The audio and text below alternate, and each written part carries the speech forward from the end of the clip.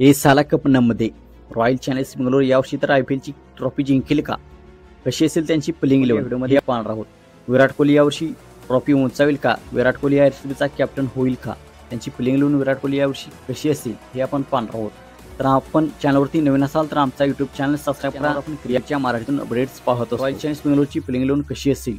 नंतर royal challengers बेंगलोरकडून Virat Kohli आणि Philip salt हे ओपन करतील.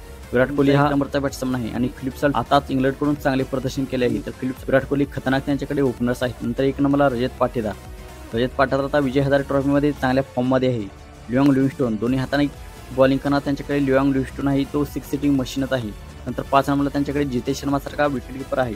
तर 6 नंबरला टीम डेव्हिड गगनचुंबी छक्के मारलेला टीम डेव्हिड 6 नंबरला त्यांच्याकडे आहे. कृणाल पांड्या 7 नंबरला बॉलिंग बॅटिंग दोन्ही करतो.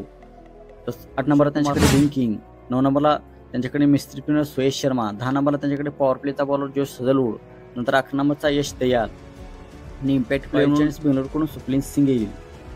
तर त्यांच्याकडे टीम डेव्हिड लिओंग लिव्हिंगस्टोन यासारखे T20चे खतरनाक बॉलर्स आहेत. तर भुवनेश्वर कुमार, जोश हजलवूड यासारखे त्यांच्याकडे पॉवर प्लेचे खतरनाक यावर्षी बॉलर्स आहेत. रॉयल चॅलेंजर्स बेंगलोरला ऑप्शनमध्ये चांगले प्रदर्शन केले नाही म्हणून खूप ट्रोल करण्यात आले, परंतु रॉयल चॅलेंजर्स खतरनाकच टीम बनवलेली आहे.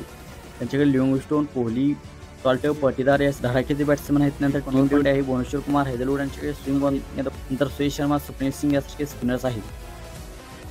तर आपण आज काय वाटते रॉयल चॅलेंजर्स बेंगलोर यावर्षी त्यांची IPLची पहिली ट्रॉफी जिंकेल का? आपण आज काय वाटते आपण कमेंट सेक्शनमध्ये सांगा. आणि आपण विराट कोहलीचे फॅन असाल तर आम्हाला सपोर्ट करा आणि चॅनलला सबस्क्राईब करा. या चॅनलवर आपण क्रिकेटच्या मराठीतून अपडेट्स पाहत असतो.